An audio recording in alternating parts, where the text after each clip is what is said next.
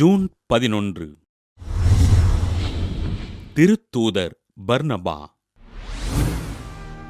Cyprus நாட்டை சேர்ந்த யோசேப்பு என்னும் இயற்பெயரைக் கொண்ட இவர் திருத்தூதர்களால் பர்னபா என்று அழைக்கப்பட்டார். இளம் வயதிலேயே கிறிஸ்துவரான இவர் நிலத்தினை விற்று அதில் கிடைத்த தொகையினை ஏழைகளுக்கு பகிர்ந்தளிக்குமாறு திருத்தூதர்களின் பாதத்தில் வைத்தார்.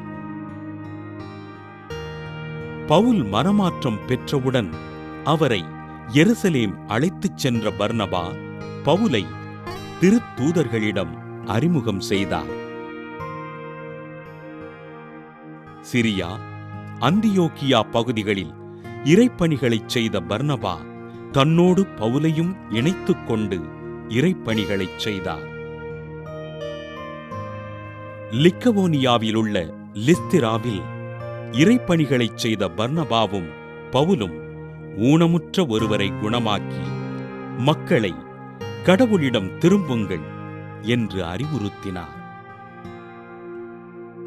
இரண்டாம் தூதுரை பயணத்தின் போது மார்க்கினை தங்களுடன் அழைத்துச் செல்ல பர்னபா விருப்பம் தெரிவிக்க பவுல் இதனை மறுத்ததால் கருத்து வேறுபாடு ஏற்பட்டு பவுலும் பர்னபாவும் பிரிந்து இறைப்பணிகளைச் செய்தனர்.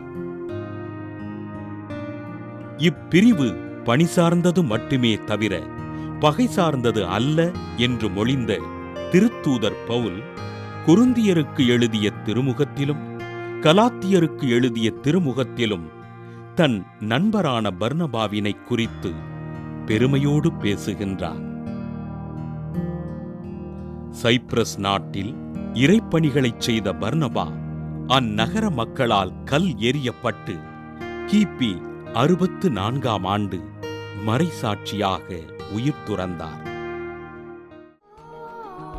புனித பர்னபாவின் திருவிழாவினை கொண்டாடுகின்ற நாம் நமது நண்பர்களுக்காகவும் அவர்களின் குடும்பங்களுக்காகவும் உருக்கமோடு ஜெபிப்போம்.